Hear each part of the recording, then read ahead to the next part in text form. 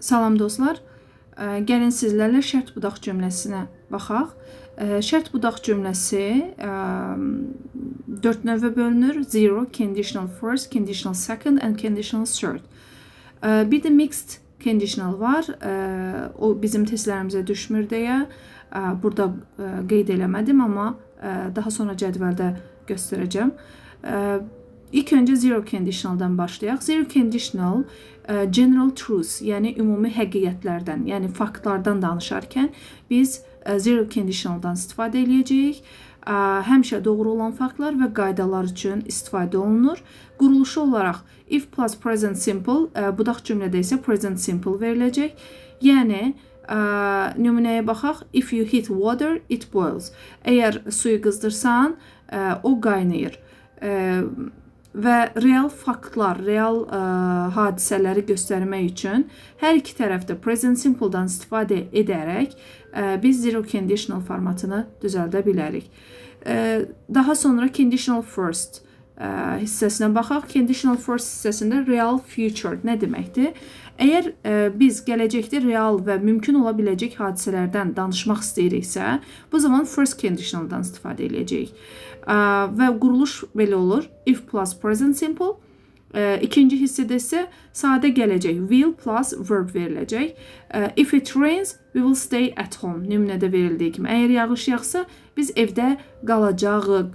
Okay. Birinci hissədə if it rains. Adətən tələbələr bu hissədə belə səhv eləyirlər ki, if it will rain, we will stay at home. Xeyr, ola bilməz. Bu səhv quruluşdur.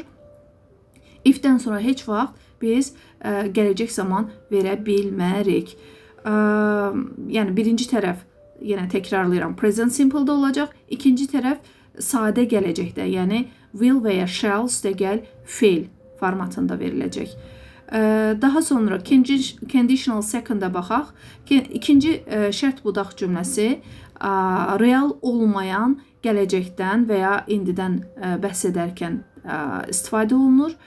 Quruluş olaraq if plus past simple, ikinci tərəfdə isə would plus verb olacaq. Yenə baxaq istifadə hissəsinə. İndiki və gələcəkdə real olmayan, təsəvvür edilən vəziyyətlər üçün istifadə olunur. Yəni if I had a car, I would drive to school. Əgər maşınım olsaydı, mən məktəbə sürərdim. Bu deməkdir ki, yəni mənim maşınım yoxdur və mən ona görə də məktəbə maşınla gedə bilmirəm.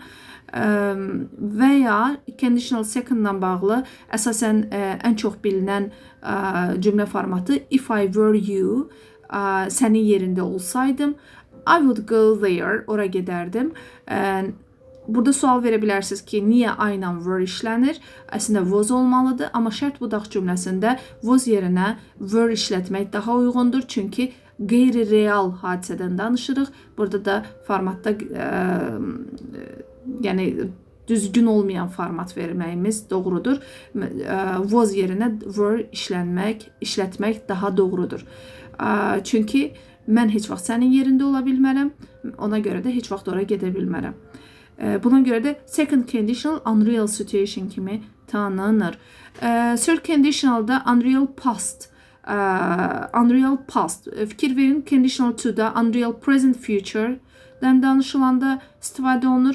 Amma third conditionalda unreal past-dan, yəni qeyri-real, real olmayan keçmişdən danışarkən istifadə olunur. Quruluşu if plus past perfect would have plus verb 3. Nümunəyə baxaq.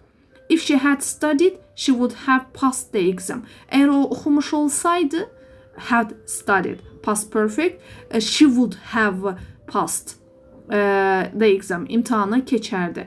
İkinci hissəmiz would have passed olacaq. Feilin üçüncü formasında. Belə, gəlin bir də ümumi müqayisəli cədvələ baxaq. Zero conditional facts and truth'u bildirir. If plus present simple. İkinci hissə isə present simple'da olacaq. First conditional real situasiyaları, real gələcəyi bildirir. If plus present simple, will plus base verb, yəni feilin sadə forması. Second conditionalda unreal present and future, yəni real olmayan indiki və gələcək zaman gələcək hadisələri bildirmək üçündür. If plus past simple, would plus base verb. Bu bayaq dediyim if I were rich, I would travel. Əgər varlı olsaydım mən səyahət edərdim. Qeyri-real situasiyanı bildirir. Third conditional unreal past, real olmayan keçmişdən danışanda, yəni keçmişdə artıq baş verib, peşmançılıq hissi bildiririk. If plus past perfect. Birinci hissə olacaq, ikinci hissədə isə would have plus past participle veriləcək. If I had known, I would have helped. Əgər bilmiş olsaydım mən kömək edərdim. Bilmədiyimə görə artıq olan olub, keçən keçib. Belə baxa bilərsiniz. Mixed iki cürdür. Məsələn, bu bizim testlərimizə düşmür. Amma danışarkən istifadə edə bilməyimiz üçün çox yaxşı conditional nümunəsidir, növüdür. Past cause, present result. Keçmişin səbəbi, indinin nəticəsi. If plus past perfect olacaq bu halda. Would plus base verb. Gəlin nümunəyə baxaq. If I had studied, I would be confident. Əgər oxumuş olsaydım, rahat olardım. Okay? Nəticə, mən hal-hazırda rahat deyiləm. Çünki oxumamışam və buna görə də özümü narahat hiss edirəm. Mixed second-a baxaq. Present past. Present cause, past result. İndiki nəticədir, indiki səbəbdir, amma keçmişdə nəticədir. Bu nə deməkdir? Nümunədən daha yaxşı anlayacaqsınız. Quruluşa baxaq. If plus past simple, keçmiş sadə zaman, if'in üzərində. Daha sonra ikinci hissədə isə budaq cümlədə would have plus past participle olacaq. Nümunəyə baxaq. If I were smarter, mən ağıllı olsaydım, I would have passed. İmtahanı keçərdim. Belə. Ümid edirəm testləri işləyəndə bu quruluşa, qaydaya baxarsınız. Sadəcə qaydanı əzbərləsəniz artıq mənaya baxmağa ehtiyac qalmır o qədər də, amma uzlaşmaya fikir vermək lazımdır testləri işləyərkən.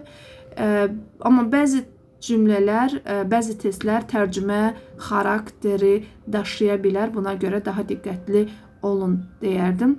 Və bu cümlələri ingilis dilində danışarkən istifadə etməyiniz məsləhətdir ki, siz dil bacarığınızı da inkişaf etdirmiş olursunuz.